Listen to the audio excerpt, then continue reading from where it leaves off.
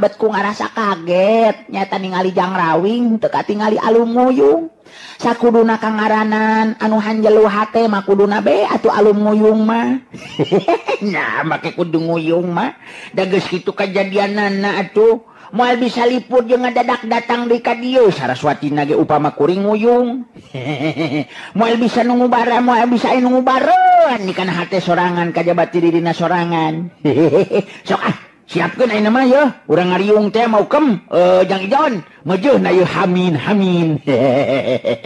poe harita si Rawing jeung si Banteng Wulung dihormat teu beda ti ka tamu agung we malahan dina waktuna prung harita ngariung mesa kabeh pangeusi pilemburan negrakeun eusi hatena miharep sangkan si Rawing tumetep di Karang Jago ngagantikeun Jalur Rampang.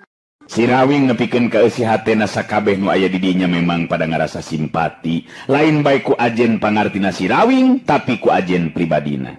Kadulur-dulur kuring nu aya di Karang Jago yeuh lain nampikeun pangasih pugu geus kasawang ku kuring oge lamun hirup di dieu tangtu bakal senang tapi kuring oge boga lembur jeung kulawarga jadi teu bisa mentingkeun diri sorangan ye lur ngan kuring rek amanat ye ka dulur-dulur sakabeh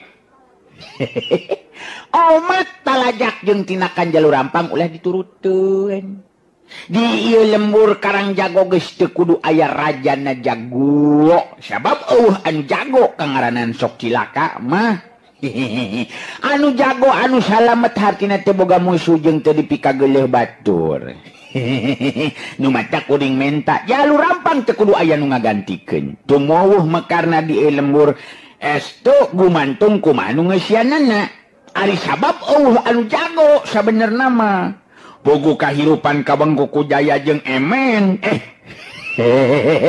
Jaya jeung apes maksud teh kumaha kaharti lur Kartos kaweh nimbalan saur manuk nya kitu jadi nu kudu diteangan mah kasalametan sabab sanajan kuring oge mangsa neuleuman ilmu bela diri teh lain keur neangan musuh atawa nambahan lawan tapi pikeun ngabela diri upama kacangkir bangban leuwihna ti eta pikeun nambahan tali mimitran kaduduluran kitu jadi eueuh nu jago di alam dunya mah najan ayeuna naon bae oge pangkat berendel kadudukan boga ente jago ente kabeh oge eueuh nu jago manusia mah angin zat nu maha kawasa Allah aja wa jalla anu moal aya anu mapakan tuh kitu caritaan si Rawing memang bet pajauh pisan jeung caritaan Jalur Rampang teu matak aneh upama nu ngariung teh jadi beuki simpati ka si Rawing opat jago Karang Jago nu satarina aya ditungtung curugna Jalur Rampang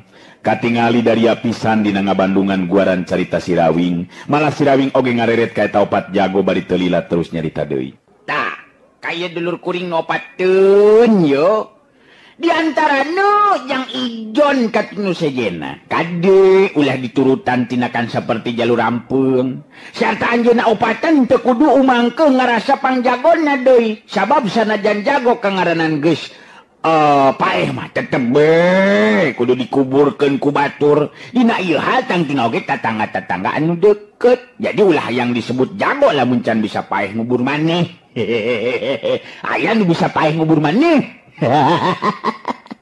Ijon ngawakilan tilu batur na harita cumarita amanat oge kasauran Kang Rawing ku abdi opatan tangtu diestokeun pisan dina harti jadi bahan perhatian sabenerna mah memang loba anu teu panuju kana tindak laku ki Jalur Rampang teh Kang Rawing tapi sahajal mana anu wani ta ayeuna mah saolah-olah ieu lembur teu bebas tina kakawasaan ki Jalur Rampang iya nu mah teu geura mekalkeun ieu lembur malah geus waktuna pikeun ngawangun ieu lembur sangkan jadi lembur anu mukti pikeun para patani anu dagangna pada senang ku cara rempuk jungkung sauyunan lain dipikir-pikir bet jadi tunduh geus deusian beuteung mah nyeteng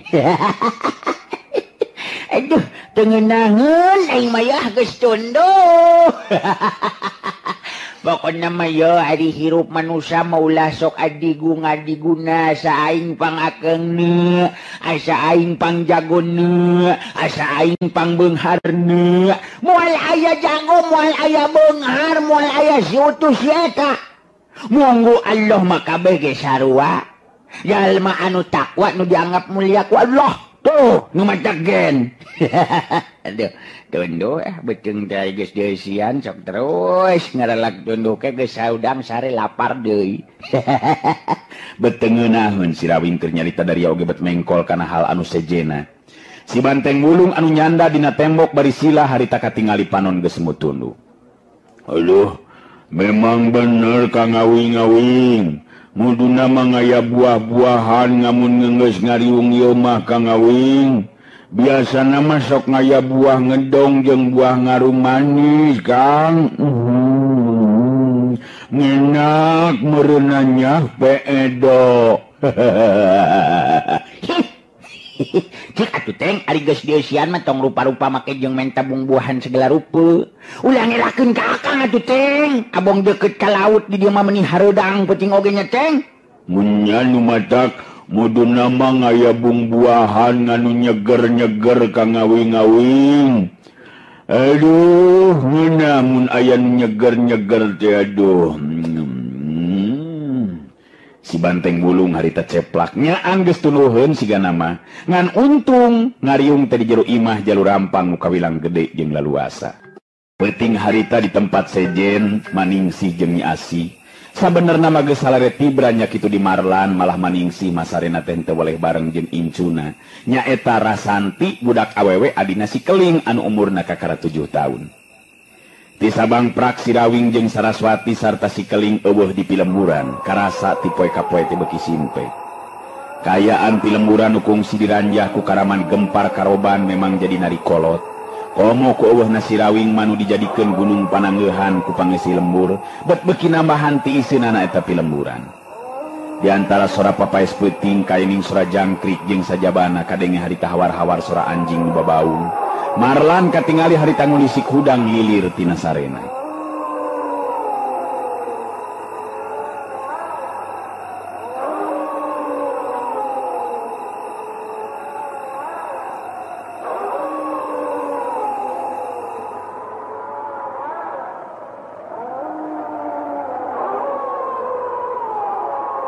Panca Indra Marlan anu geus kalatih harita bisa ngarasakeun ayana geteran wirasat anu kurang hade kana batina, bangun aya kila-kila bakal datang na bahaya. Nakunaon itu bet asa barareda kieu nya dina peuting ieu. Naya naon cenah bet siga bakal aya bahaya nu bakal tumiba. Nya beda karasana dina peuting ieu. Tapi aya bahaya naon deui? Moal kitu patali jeung kaayaan Jang Rawing mah. Marlan ngoneal hudang tina ngagolerna. Jung nangtung Marlan terus lempang keluar ti jero enggona ngalongok ka unggal kamar jelas kabeh masih kene sarare tibra. Betara reudang kieu di teh karasana. Hayangnya horek nyangan hawa di luar aneh beteu pupugu hudang deui teh. Nya. Hayangnya horek keluar heula. Marlan lalaunan mukakeun panto imah. Di luar katingali kaayaan anu ngan ukur remeng-remeng puguh cahaya bulan teu pati caang.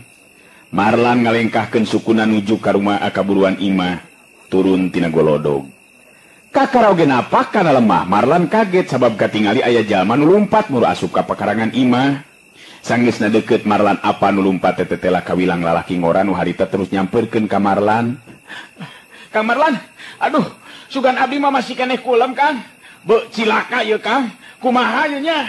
Marlan neutup antep kanu anyar datang bari terus nyarita. Keke heula tenang ieu, aya naon ieu teh? Akang jadi kaget, kumaha aya naon bet nyebutkeun cilaka sagala rupa, kumaha maksud ai? Kumaha? Akang can ngarti ieu. Acang ngatur heula napasna. Anu jelas sigana bae cukup jauh lumpat nuju nepikeun ka dinya teh. Abdi teh keur ngarona Kang Marlan, keur ngurilingan ka belah kulon. Dua andi batur anu aina bareng ngarona. Aina ngahaja di ditu ngadagoan Kang. Sabab memang penting nama kudu ngabejan heula ka Kang Marlan di dieu. Aya naon kitu? Cik bejakeun ka Kang. Bejakeun aya naon?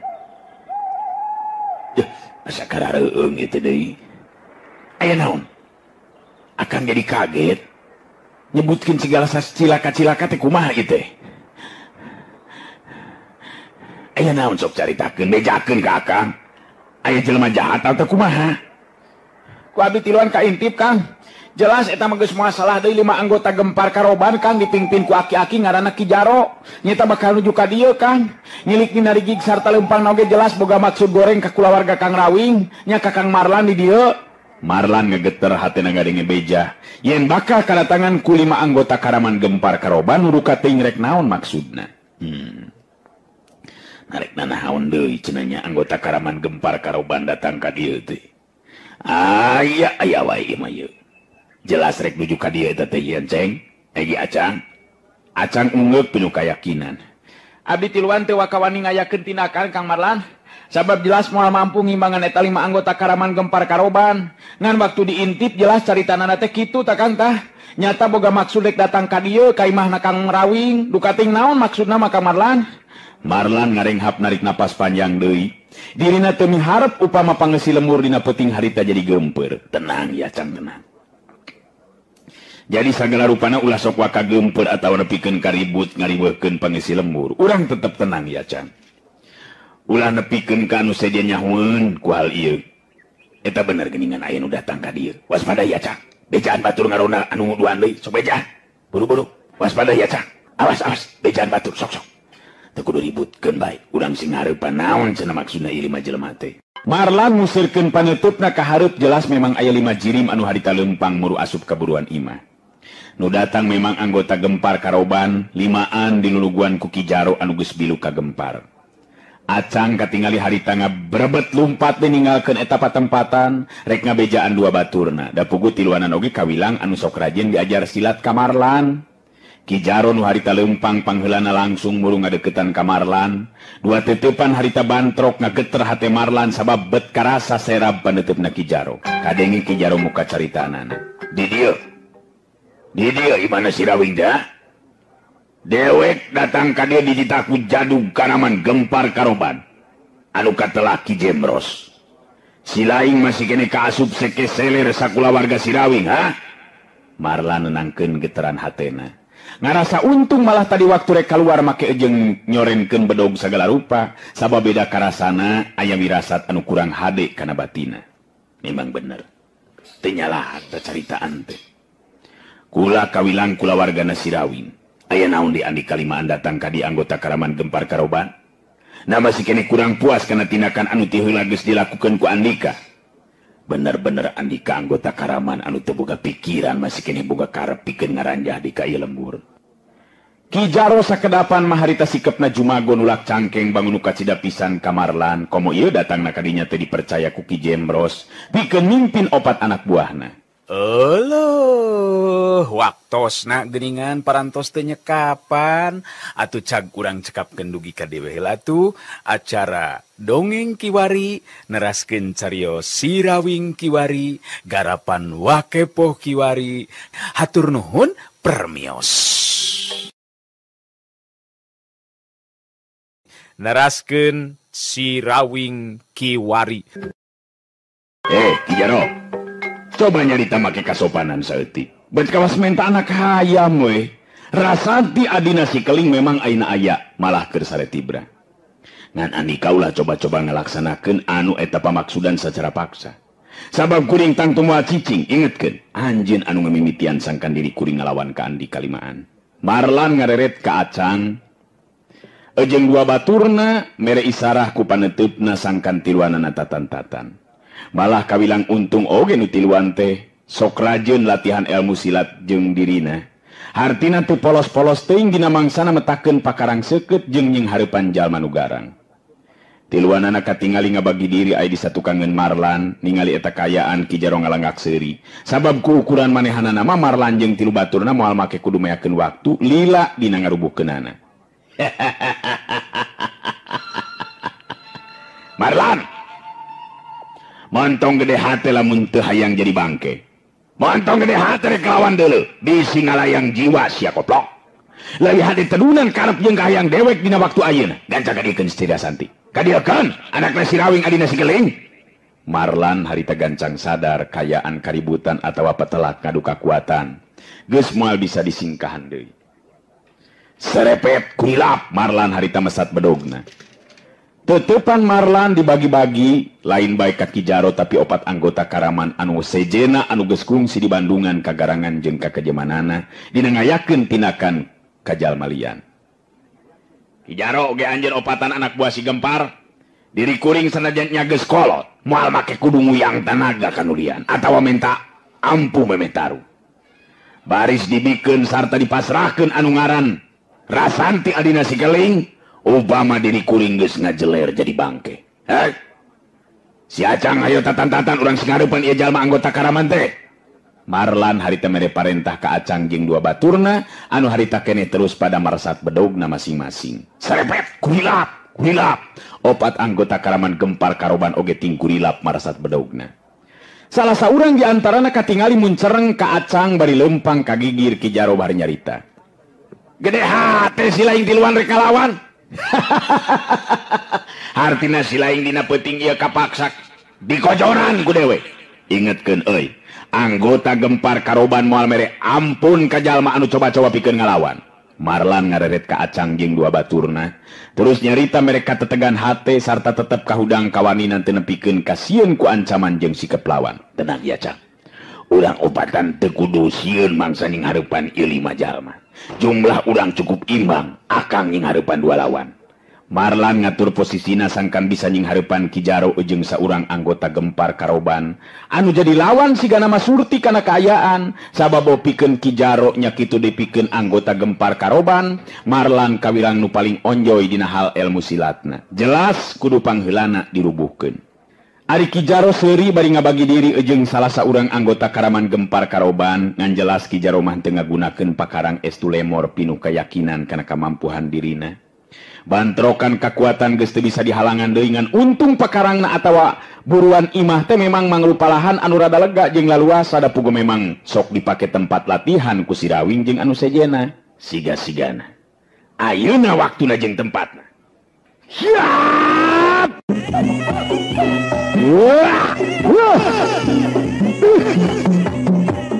Marlan ngemimitian muka panarajang na temicen di waktu sabab dirina surti yen Ki Jaro mangrupa lawan cukup berat pikeun dirina. Bedog dina leungeun Marlan harita kabilang cepet gerakanana ngarah kana beuheung jeung dadana Ki Jaro. Tapi Ki Jaro memang geus waspada ti anggalna harita ngacorelat cirimna kagigireun badan lawan sedengkeun salah saurang anggota Karaman nu jadi lawan Marlan nyabetkeun bedogna kana beuteung. Kapaksa Marlan mundur ka tukang bari nakis ku bedogna. Terang bedog diadu. Katingali anggota Gempar Karoban nyengir lantaran dampaleungeun asa nyeri jeung sing sireumeun. Da puguh Marlan sanajan geus kolot tapi masih keneh nyidem kakuatan tenaga lapisan. Acang jeung dua baturna nying hareupan lawan saurang lawan ngan jelas kagarangan jeung pangalaman anggota Gempar Karoban dina hal patalak ngadu ciwa leuwih meunang. Teu matak aneh lamun dina sababaraha kali geprakan geus katingali pihak Gempar Karoban meunang angin ngan aya untungna Acang jeung dua baturna kungsi perajinan diajar ilmu silat ka Marlan salila ieu.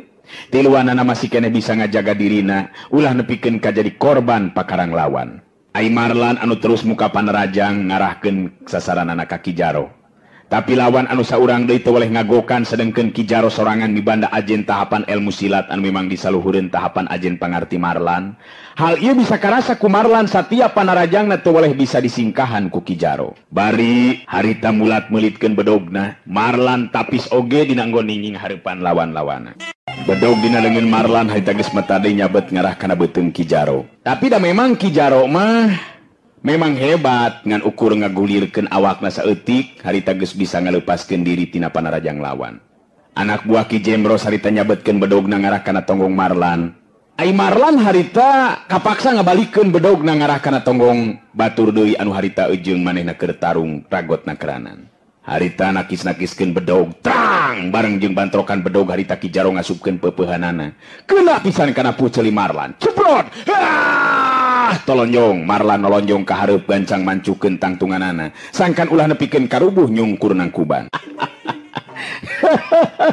Marlan gancang saya gadai diri Ki Jaro harita ngalengak seuri semunga hina anu jadi lawan. Ayo rek kumaha ayeuna si laing Marlan keukeul rek ngalawan. Sakedeung deui mah dada si laing bakal burak-rakan. Montong sombong Ki Jaro. Urang buktikeun ye. Urang buktikeun heula saha nu bakal ngalayang jiwa di patempatan. Uring tacan rumah saele satungtung nyawa masih kene aya dina badan. Gede hate mane Marlan, hayu maju deui. Lamun nya boga karep pikeun ngadu jiwa. Marlan harita maju dina rajang ulin bedog tina ilmu silat badak putih, warisan guruna nyatana Kiwikarta bapana Sirawing, bener-bener diketrukeun sapinuhna. Tapi Ki Jaro memang geus bisa ngukur nepikeun ka mana ajen tahapan pangarti nu jadi lawan. Dina hiji kasempetan runtuyan 3 kali tenggelan Ki Jaro ngagedor kana dada iga burung jeung gadona Marlan ngajadikeun Marlan ngajengkang ka tukang leungit kasaimbangan badana. Tiwak jedak jebrot jengkang.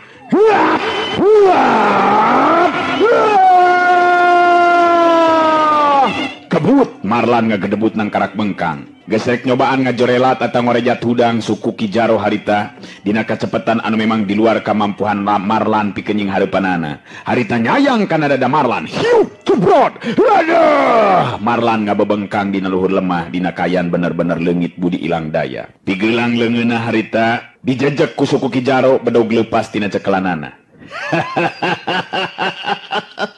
Rek coba-coba si laing. Nembongkeun pangarti anu kitu batut Marlan. Ceuk dewek tadi kumaha ngalawan ngandung harti modar euy. Hayo rek kumaha lamun geus kieu ha. Hayo sabetkeun ta bedog teh.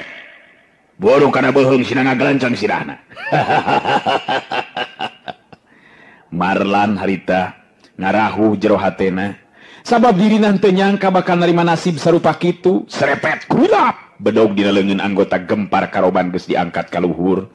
Sayaga geusan ditigaskeun kana beuheungna Marlan luyu jeung parentahna Ki Jaro. Tilu lawan sejenanya tanah acang jeung 2 baturna ningali Marlan nu jadi andalanana rubuh ngabebengkang dina lemah. Tur dina kayaan jeung hareupan bahaya, harita jadi leungit kawanina teu matak aneh lamun terus kadeseh ku tilu lawanna. Tang tang tang tuak. Tilu bedog dina cekelan acang jeung 2 baturna pada leupas dina cekelanana. Tilu anggota karaman gempar karoban anu memang barangasan ejeun bayangan dina tindakanana. Tiluanana harita pada laluncatan bedog dina leungeunna geus sayaga pikeun nigas beuheung lawan.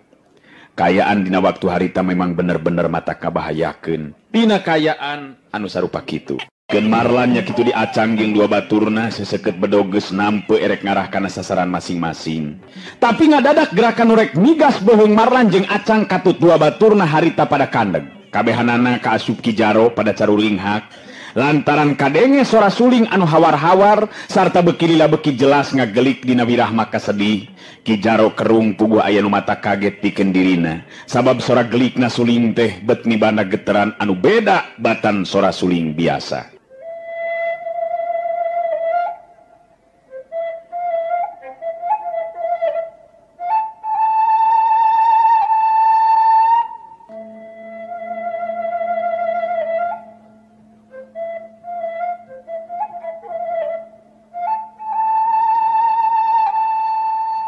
Ari Ki Jaro kerung da puguh anu mata kaget pikeun dirina sabab sora gelikna suling teh bet mibanda geteran anu beda batan sora suling biasa.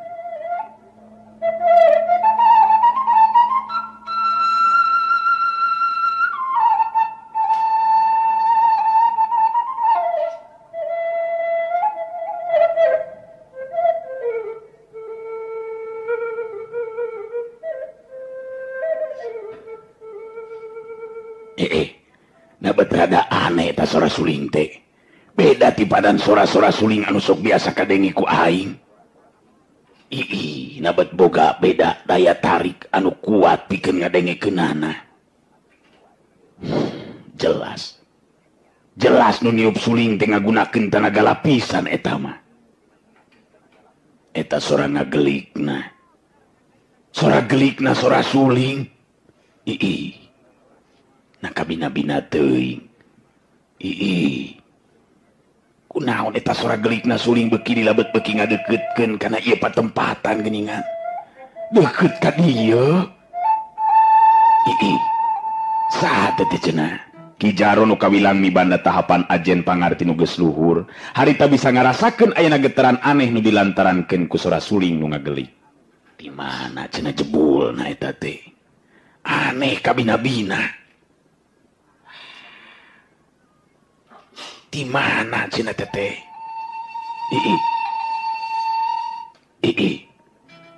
Nah cenah.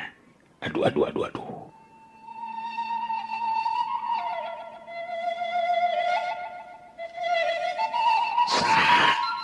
Sanu nah.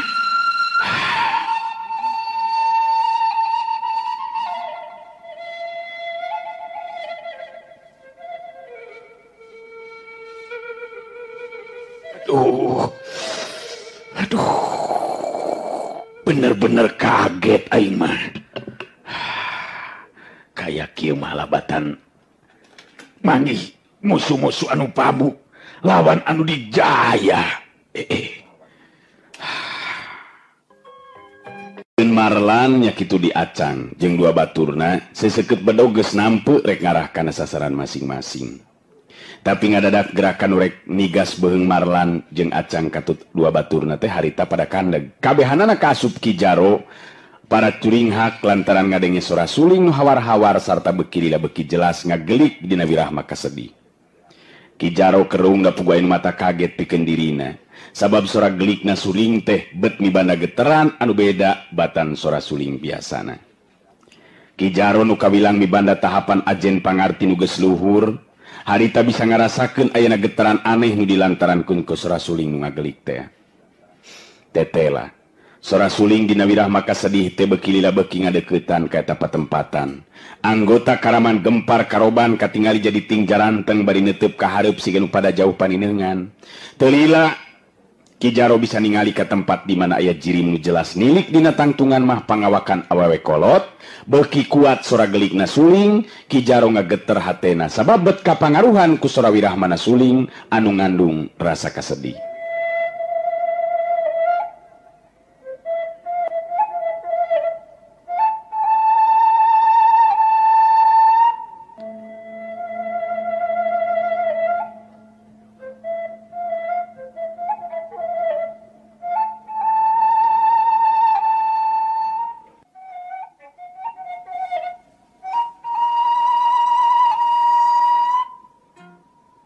Kakuatan sora suling dina wirahma kasedih teu mimiti karasa.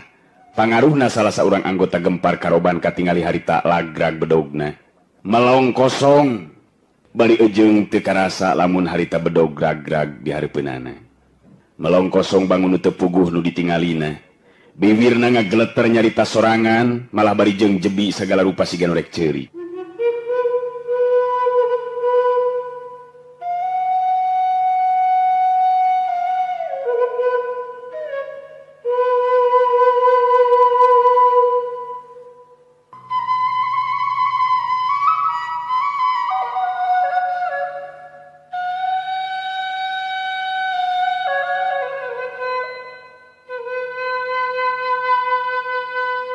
Diinget ka pamajikan jeung jadi anak waker naon ayeuna nya.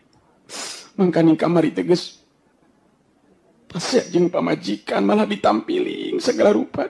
Sedih, bet jadi sedih ieu hate. Boha-boha pamajikan teh.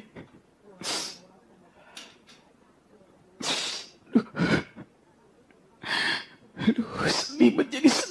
Hati moal aya dua anak lamun boga rasa sedih nu sarupa kieu. Dosa aing ka anak jeung pamajikan. Sedih hati aing teh. Sedih ka bina-bina. Eta anggota karaman gempar karoban teh jadi poho kana kaayaan harita bener-bener jadi ceurik siga nu kanyanyerian.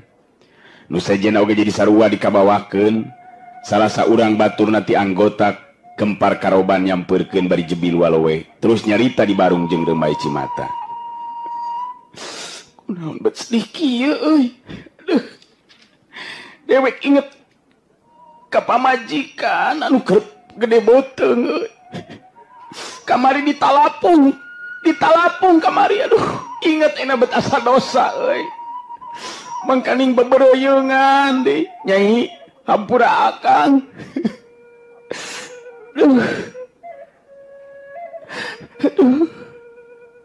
Baturna nu duaan di sarua diting aring hak teh beda ti budak leutik. Malah Marlan jeung acang katutua batur oge sarua ting kulisi karudang. Bet kabawak wirahma sedih tina gelikna suling anu beuki lila beuki kuat pangaruhna. Ampun. Jadi kieu euy. Kumaha wae atuh urang teh euy. Narik terus-terusan bae kikieuan. Aduh, ampun, nyen dosa unggal poe. Kumaha atuh euy.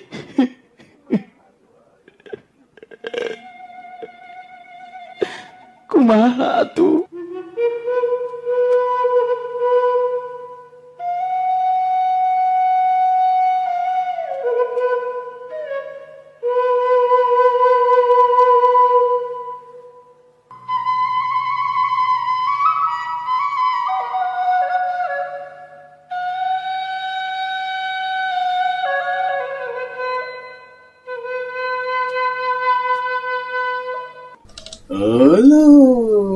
Waktosna geuningan parantos teh nyekapan atuh cag urang cekapkeun dugi ka dieu heula atuh acara dongeng kiwari neraskeun carios Sirawing Kiwari garapan Wakepo Kiwari hatur nuhun permios.